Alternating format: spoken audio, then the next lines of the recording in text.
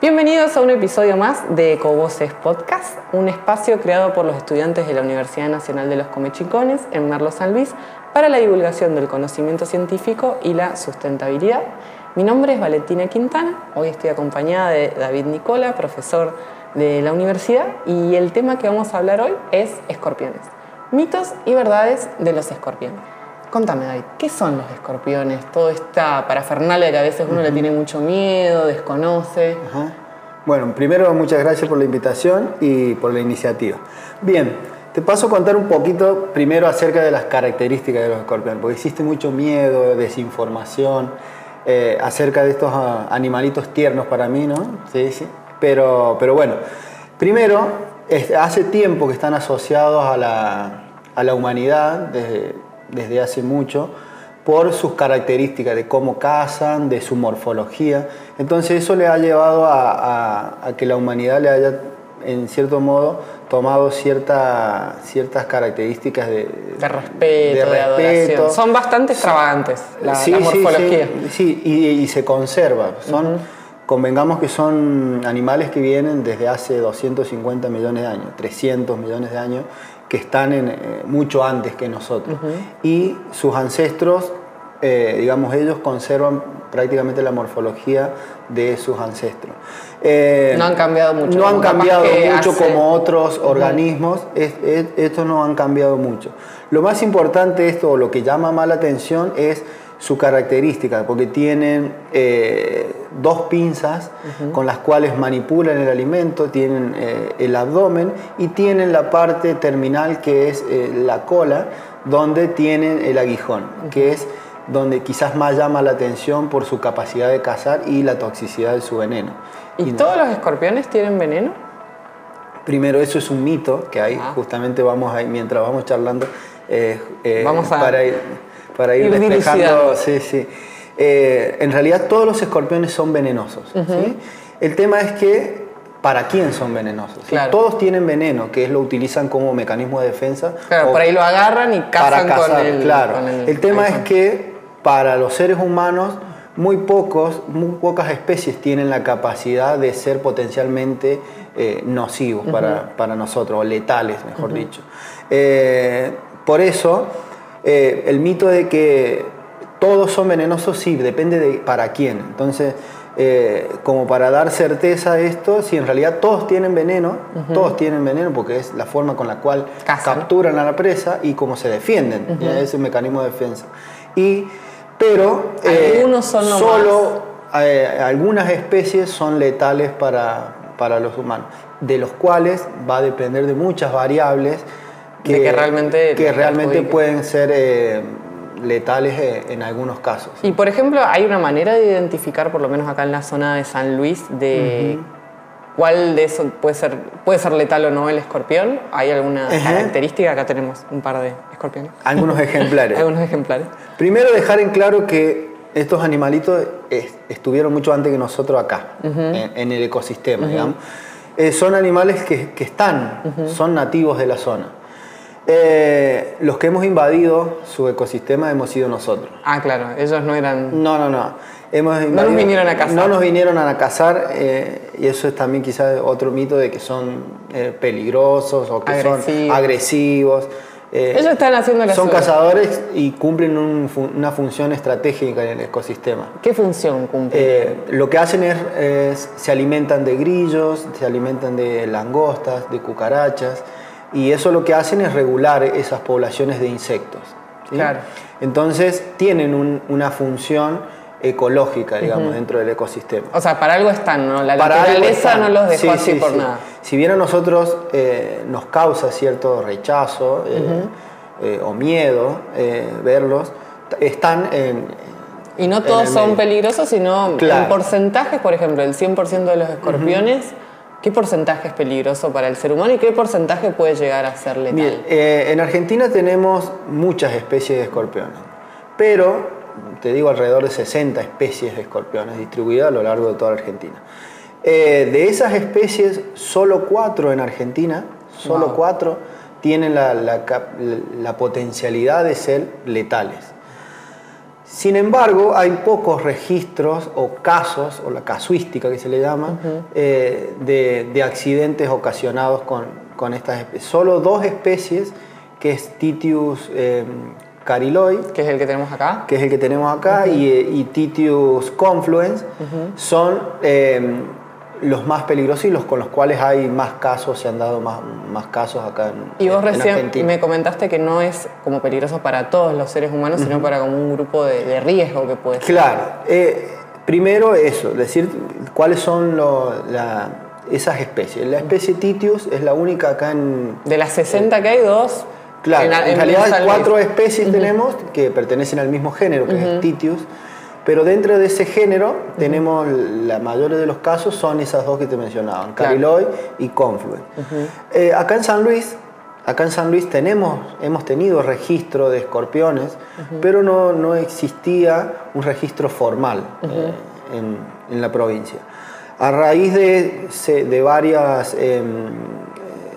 consultas o a raíz de varios casuísticas que se han dado acá en la provincia, accidentes relacionados con escorpiones, hemos detectado que existe la presencia en la zona norte de la especie Titius, que hace 20 años no estaba acá, porque tiene hábitos asociados a la actividad humana. Sí, entonces nos vacían. Son sinantrópicos, claro, viven prácticamente, porque su población original se encuentra en Chaco, en la zona chaqueña, pero de ahí se ha ido distribuyendo por el mismo metabolismo urbano, que es el ingreso y egreso, se ha ido desplazando a una velocidad impresionante. Como nosotros. Como nosotros, y ha llegado hasta esta zona, que hace, como te digo, 20 años atrás no estaba, no teníamos registro. Pero bueno, a partir de ahora... Porque algo que me olvidé fue presentarte.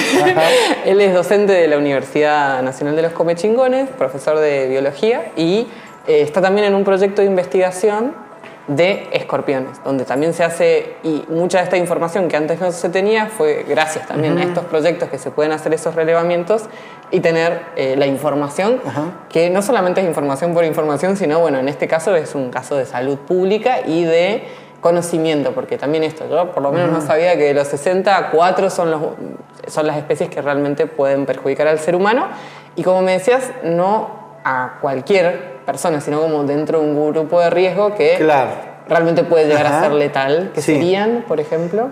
Bueno, bien, ahí los grupos de riesgo son los menores de 5 o 6 años y las personas mayores de 60 años y todos aquellos que tienen alguna enfermedad de base. Claro, capaz que yo estoy bien saludable y me pica a mí un escorpión y...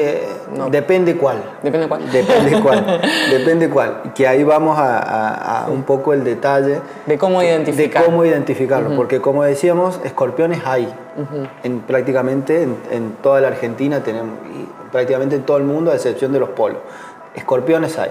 El tema es de saber cuál es el que potencialmente perjudicial para el ser humano. Como te decía, escorpiones vas a encontrar. El tema es que cuáles son peligrosos, los peligrosos que pertenecen a ese género que es Titius.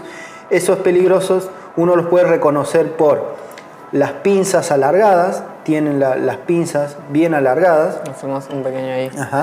Tienen las pinzas bien alargadas, tienen una tonalidad más clarita, ¿sí? Una tonalidad más clarita, y tienen en el último segmento del abdomen, donde tiene el aguijón, una segunda apéndice, ¿sí? Es como si fuera dos aguijones. Dos aguijones. ¿Y las pinzas son finitas? Son finitas y largas. Y tienen una tonalidad amarilla. Si bien que no es letal, ¿sí? Que parece más letal que parece, te cuento. Genera quizás más rechazo o repulsión por verlo grande, por el tamaño, por ser bien robusto. Sin embargo, es nativo de acá. Y tiene las pinzas tiene las pinzas bien robustas. En la naturaleza se lo encuentra más oscuro, nada más que ahora sí está por la conservación. Pero se lo puede ver y no tiene ese doble aguijón en la parte terminal. De esa forma son reconocerlos a vista, a simple vista. De todos modos, es raro cuando ocurre un accidente, a veces es difícil identificar cuál es el que te picó. Claro, y por ejemplo, ¿qué pasa si me pica un accidente a mi hijo? ¿Cómo es el procedimiento, para asegurarme de que esté todo bien? Primero, cuando ocurre algún accidente con alguno de estos ejemplares, tiene que ver un poco cómo es la sintomatología, ¿sí? Cómo responde el organismo. Capaz que no lo veo al bichito, no lo puedo identificar, claro, pero... porque el accidente, cuando ocurre el accidente, uno lo que menos busca es... ¿Dónde está el escorpión? ¿De qué colores son las pinzas? Claro, no buscas. Lo primero es... Y ahí es donde uno tiene que tener en cuenta las acciones con respecto a la sintomatología que genera el cuerpo. ¿Qué sintomatología presenta el que es peligroso para el ser humano a diferencia del que quizás no? Si te pica, primero, el accidente, si te pica uno que es venenoso... ¿Para el ser humano? Para el ser humano, sí, que lo que puede generar es mucho ardor, dolor en la zona de la picazón, quizás las personas empiezan a transpirar, ¿sí? Se empieza a aumentar el ritmo cardíaco, puede generar vómitos, un cuadro clínico más complejo, dependiendo de la cantidad de veneno que inyecte. Que te puede picar varias veces o en una picadura. Claro, sí, depende si el escorpión es chiquito, si es más grande. Existen varias variables que, valga la redundancia, que puede afectar la cantidad de veneno que puede inocular, digamos, el ejemplar. Y quizás el otro, si te pica, vas a sentir ardor, pero eso irá a pasar con el tiempo, una molestia. El tema es que hacer un seguimiento. De todos modos, si llega a pasar, lo primero que tengo que hacer es acudir a un centro de salud. Independientemente si siento ardor o no siento ardor, si puedo ver o identifiqué que me picó o tuve un accidente con esto, es acudir a un centro de salud y dejar que las personas que están capacitadas para ver la evolución de las personas. ¿Y en cuánto tiempo empiezo a desarrollar los síntomas una vez que... Por eso eso va a depender de la cantidad de veneno. Y la persona estos titius tienen un veneno neurotóxico, ¿sí? Afecta el sistema nervioso central. No puedo chupar, cortar la herida. No, esos son mitos que hay que... Otros más. Arraigados, culturales, ¿sí? De que si corto la herida o la zona o si succiono en la zona saco el veneno. No, porque es instantáneo, digamos. Inoculó y se distribuyó por el sistema sanguíneo.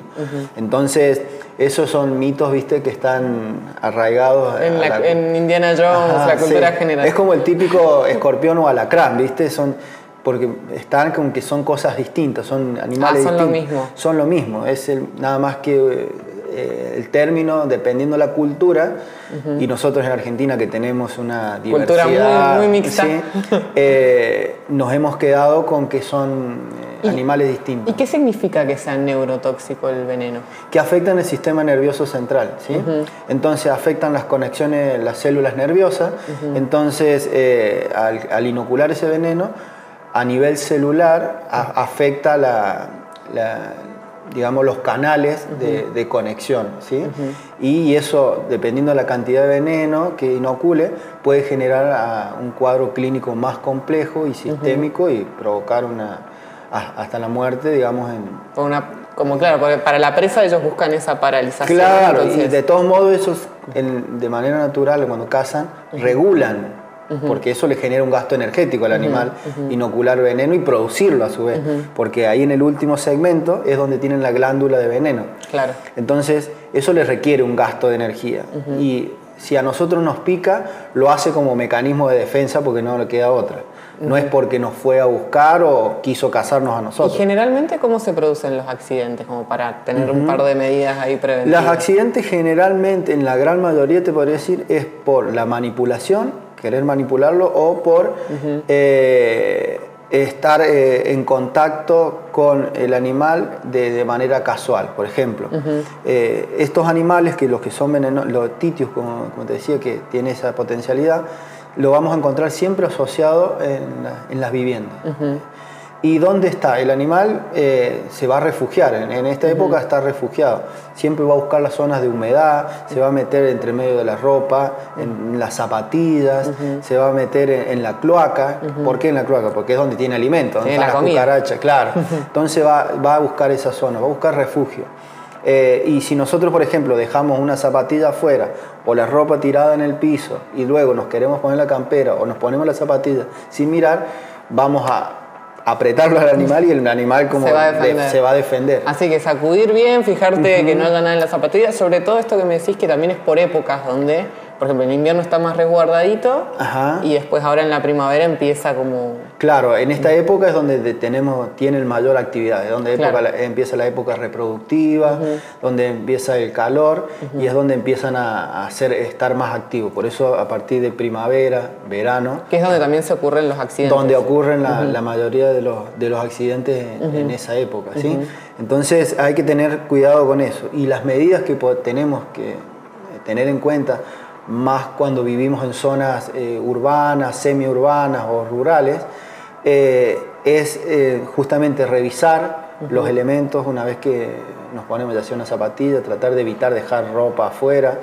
En la casa, cuando saben aparecer, vienen unas mallas en la salida de los respiraderos que impiden que los animales salgan de por ahí en los desagües. Claro, entonces poniendo esas mallas antes de la tapa impide que el animal salga, digamos. Y hasta cucarachas y otros insectos más que pueden generar... Y, por ejemplo, yo estoy en mi casa, encuentro un escorpión, conscientemente lo saco y dejo que siga su ciclo en otro lado, o bueno, si me agarra el pánico, lo pisoteo.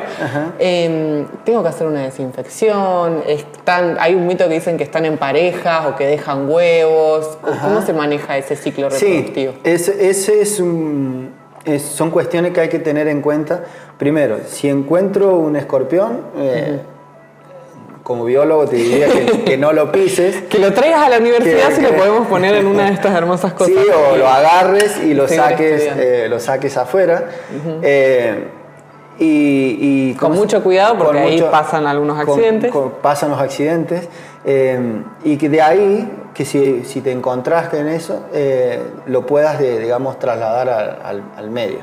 Y con respecto a que me habías hecho la pregunta de, por ejemplo, este mito de que capaz que dejaron huevo, entonces tengo que desinfectar, o que bueno, encontré uno y debe estar la pareja dando vuelta. Son animales solitarios, digamos. Siempre se pensaba, o el mito de que andan de a dos. Claro. ¿sí? Son animales solitarios y en esta época, en la época de primavera, digamos, que estamos por entrar, es donde empiezan a buscar parejas, ¿sí? Entonces, es la época donde empiezan a reproducirse. Pero son animales individuales, digamos. Sin embargo, en las épocas que a veces podemos decir que ponen huevos, no porque son vivíparos, digamos. ¿Qué sería ser vivíparo? Vivíparos es decir que... No porque no lo sepa, pero nada. Lo estudiamos en la cátedra. Es una estrategia que tienen los animales, en este caso este grupo, donde se produce la fecundación del macho y la hembra y de ahí se produce, digamos, el desarrollo. No producen huevo. No producen. No producen huevo. El desarrollo de los... Y eso lo que puede generar también... Es como que viven dentro de... No ponen huevo, están dentro de la madre. Claro. Y después cuando, digamos, se desarrollan, digamos, gran parte de las especies sabe trasladar a sus crías en la espalda.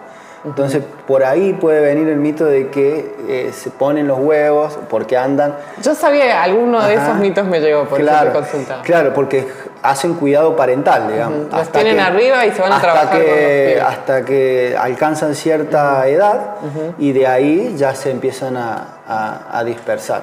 Y es común que la hembra, cuando se reproduce con el macho, si no le gusta, lo mata. Así como varias arañas. Me encantó. Es un arácnido. Sí. Claro. Porque no son insectos, no son arácnidos. Insectos, otro mito, sí. Otro mito. No son insectos, son arácnidos. ¿sí? Tienen más relación con los arácnidos que con los insectos. ¿sí? Los insectos tienen 3 pares de patas y antenas. Acá tenemos 4 pares de patas. 4 pares de patas. Perfecto. Entonces, eso es con respecto, ¿viste? a la reproducción de esto. Que si no les gusta el macho lo matan, me encanta. Que si no les gusta, sí. Y bueno, que también eso, no es que van a dejar huevos, entonces si encontré un escorpión digo, bueno, capaz que tengo, no. Es Generalmente cuando se reproducen los llevan encima, es más, los llevan hasta que son grandes. Sí, sí. Y después recién ahí Claro. se pueden llegar como... Y con respecto a la desinfección que vos decías, no son muy efectivas las desinfecciones, porque estos ejemplares tienen un exoesqueleto, digamos, que es lo que los protege del medio externo. Entonces uno puede tirar algún químico afuera que no va a ser efectivo. La mejor mecanismo de prevención es el cuidado, es la limpieza del domicilio. Es decir, limpio el domicilio, trato de evitar de tener escombros, trato de tener maderas apiladas, evitar el refugio de estos...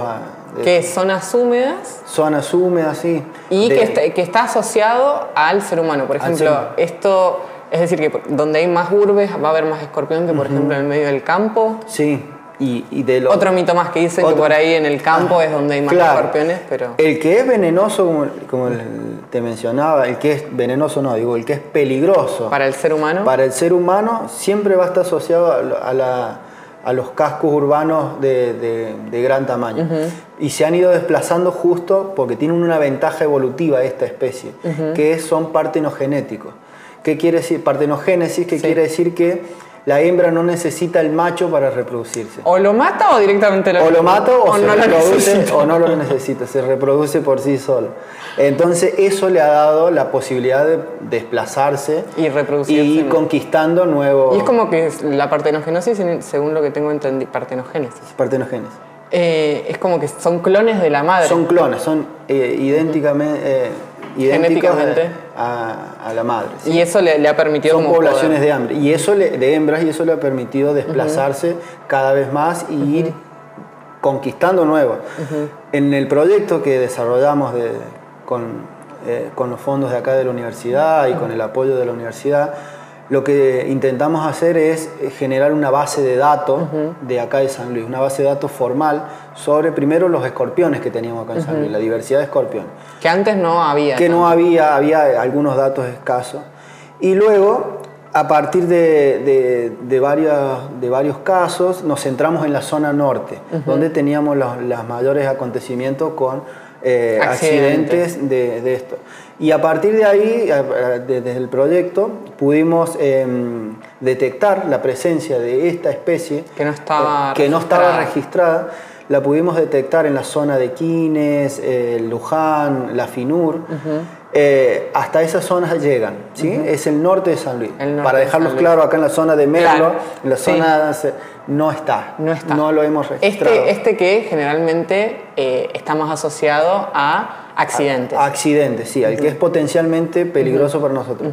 En lo que es Merlo y desde San Francisco hacia el sur de San Luis, no lo hemos encontrado. No quiere decir que no vaya a llegar, porque como te digo, el animal se va desplazando y más con estos cambios climáticos, con la migración, todo el animal se va a ir desplazando. Bueno, qué importante el tema de tener estas investigaciones in situ de un tema que es salud pública y también como desde los fondos de la universidad y desde la investigación se puede, no es un conocimiento que queda aislado, sino al contrario, se puede utilizar para el servicio de la comunidad.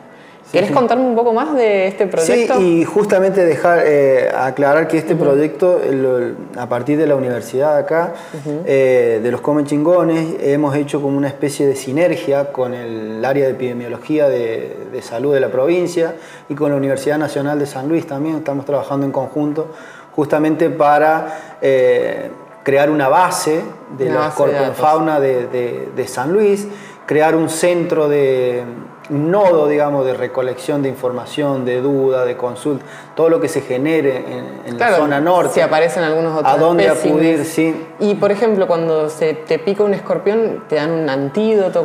Claro, en el caso de un accidente con estos ejemplares, que luego sea analizado por el personal de salud para certificar de que realmente fue porque no me puedo poner un suero antiveneno por cualquiera. Sí. Bueno, eso también es importante de la base de datos. Claro, sí. Entonces, por eso el personal de salud está capacitado. Prácticamente todos los centros de salud tienen antisuero y cómo responder, digamos, ante un accidente, esos sueros se producen, digamos, están distribuidos, tienen una fecha de vencimiento, bueno, y son aplicados por el personal de salud. Y con el proyecto de investigación lo que hacen es tener como un registro. Tener un registro, nosotros hacemos un registro de la casuística, de los casos que se han generado. Esto, cómo son los comportamientos, medidas preventivas, que bueno, quizás el veneno no le hace tanto, sino más como una limpieza o la rejillita del baño. Sí, sí. Impresionante. Sí, lo más importante es justamente tratar de evitar. Nos tenemos que acostumbrar porque el animal está. Y tiene una función en el ecosistema, que después vimos este verano pasado con toda esa crecida de mosquitos. Claro, o sea, y de grillos. Y de grillos, es cuando uno retira quizás o mata, eso tenía un rol. Yo saco ese eslabón y va a perjudicar a otros que quizás en ese momento no me doy cuenta, pero después sí. Entonces también es volverlo al lugar donde, donde corresponde. Por eso te digo, depende de muchas variables. El año pasado fue un año con temperaturas muy elevadas, donde hubo una superpoblación de grillos, que es la comida, digamos, la presa de estos animales, y aumenta la población. Tengo mucho más comida, aumenta la población de predadores, digamos. Entonces quizás salen y se puede ver más cantidad. Y quizás zona o que dice que hay invasión, como de cualquier otro animal. Y si, por ejemplo, yo estoy en mi casa, encuentro un escorpión o quiero acercarme para colaborar un poco en este proyecto de investigación, ¿puedo acercarme a la universidad? Sí, esa es la idea con el proyecto, es decir, que si en las casas se encuentran algunos ejemplares y no tienen miedo y no los matan, los capturan, acercarlos acá a la universidad para que primero que lo podamos identificar, después despejarle algunas dudas. Porque la mayoría del miedo es si es venenoso o no.